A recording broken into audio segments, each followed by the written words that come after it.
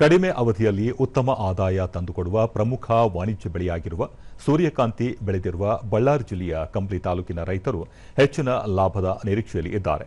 ಕಂಪ್ಲಿ ತಾಲೂಕಿನ ನೆಲ್ಲುಡಿ, ಕೊಟ್ಟಾಲು, ಎಮ್ಮಿನನಗೂರು, ಸುಗೂರು ಸೇರಿ ಹಲವು ಗ್ರಾಮಗಳಲ್ಲಿ ಸೂರ್ಯಕಾಂತಿ ಬೆಳೆಯ ಉತ್ತಮ ಇಳುವರಿ ಬಂದಿದ್ದು ಕಟಾವಿಗೆ ಸಿದ್ಧತೆ ಮಾಡಿಕೊಳ್ಳುತ್ತಿದ್ದಾರೆ. ಈ ಕುರಿತು ಒಂದು ವರದಿ ಇಲ್ಲಿದೆ.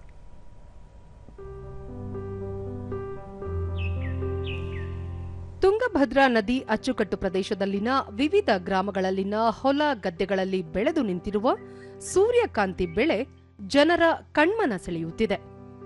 ಕಂಪ್ಲಿ ತಾಲೂಕಿನ ವಿವಿಧ ಗ್ರಾಮಗಳಲ್ಲಿ ಸೂರ್ಯಕಾಂತಿ ಬೆಳೆದಿದ್ದು ರೈತರು ಉತ್ತಮ ಬೆಲೆಯ ನಿರೀಕ್ಷೆಯಲ್ಲಿದ್ದಾರೆ.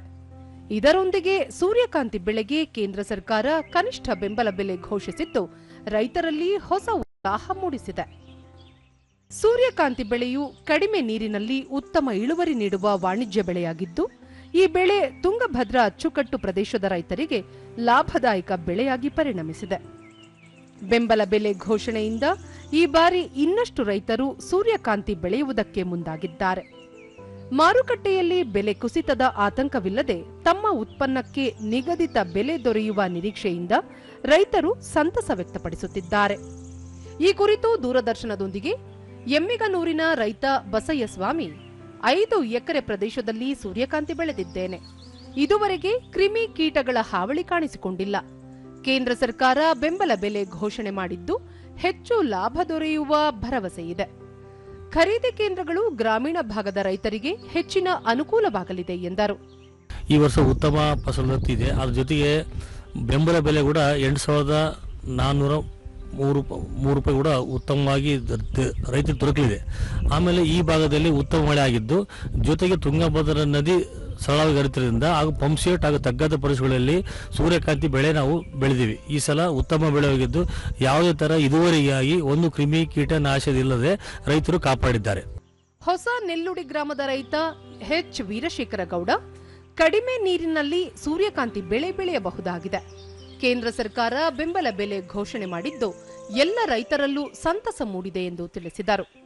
ನಾವು ಸೂರ್ಯಕಾಂತಿ ಬೆಳೆ ಬೆಳೆಯೋದ್ರಿಂದ ನೀರಿನ ಅಭಾವನೂ ಕಡಿಮೆ, ಸತುವು ಗೊಬ್ಬರನೂ ಕಡಿಮೆ, ಅದಕ್ಕೆ ರೋಗ ರುಜಿ ಇರೋದಿಲ್ಲ.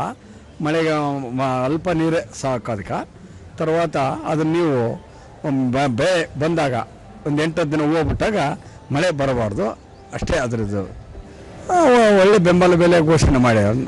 4,000 ಚಿಲ್ಲರೆ ಎಷ್ಟು ಮಾಡಿದ್ದಾರೆ. ಈಗ ಮತ್ತೋರ್ವ ರೈತ ನೆಹರು ಈ ಬಾರಿ ಸೂರ್ಯಕಾಂತಿ ಬೆಳೆ ಉತ್ತಮವಾಗಿ ಬಂದಿದೆ. ಹೆಚ್ಚಿನ ಖರ್ಚು ಸಹ ಮಾಡಿಲ್ಲ.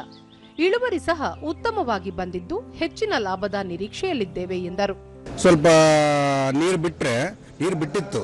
ನೀರು ಬಿಟ್ಟಾಗ ನಾವು ಮತ್ತೆ ಅದನ್ನೆಲ್ಲ ಒಣಸ್ಕೊಂಡು ಗುರಾಳು ಬಿತ್ತಿದ್ವಿ.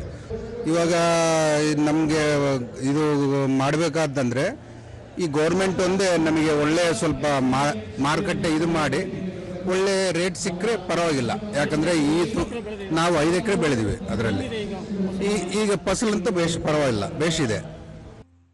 ಕಂಪ್ಲಿಯ ರೈತ ಸಂಪರ್ಕ ಕೇಂದ್ರದ ಕೃಷಿ ಅಧಿಕಾರಿ ಜ್ಯೋತಿ ಸೂರ್ಯಕಾಂತಿ ಬೆಳೆಯಲು ರೈತರಿಗಾಗಿ ಕೃಷಿ ಇಲಾಖೆ ವತಿಯಿಂದ ಪ್ರಾತ್ಯಕ್ಷಿಕೆ ರೂಪದಲ್ಲಿ ತರಬೇತಿ ನೀಡಲಾಗಿದೆ ಎಂದು ತಿಳಿಸಿದರು. ಈ ಒಂದು ಸೂರ್ಯಕಾಂತಿ ಬೆಳೆಯು ನಮ್ಮ ಒಂದು ಎಮ್ಮಿಗನೂರು ಭಾಗದಲ್ಲಿ ಸುಮಾರು ಏನಿಲ್ಲ ಅಂದ್ರೂ 1,250 ಎಕರೆ ತನಕ ಬೆಳೆದಿರ್ತಾರೆ ರೈತರು. ಅದರಿಂದ ಈ ಒಂದು ಹಂತ ನೋಡ್ಬೋದು ನೀವು. ಎಲ್ಲ ಈ ಬೆಳೆ ತುಂಬ ಚೆನ್ನಾಗಿ ಬಂದಿದೆ. ಈ ಸೂರ್ಯಕಾಂತಿ ಬೆಳೆ ಆಯಿಲ್ ಪರ್ಸೆಂಟೇಜ್ ಕೂಡ ತುಂಬ ಚೆನ್ನಾಗಿದೆ. 43ರಿಂದ 54 ತನಕ ಆಯಿಲ್ ಪರ್ಸೆಂಟೇಜ್ ಇದೆ. ಒಟ್ಟಾರೆ ಕಂಪ್ಲಿ ತಾಲೂಕಿನಲ್ಲಿ ರೈತರು ಬೆಳೆದಿರುವ ಸೂರ್ಯಕಾಂತಿ ಉತ್ತಮ ಇಳುವರಿ ಬಂದಿದ್ದು ಶ್ರಮ ವಹಿಸಿ ಬೆಳೆ ಬೆಳೆದ ರೈತರು ಹೆಚ್ಚಿನ ಲಾಭದ ನಿರೀಕ್ಷೆಯಲ್ಲಿದ್ದಾರೆ.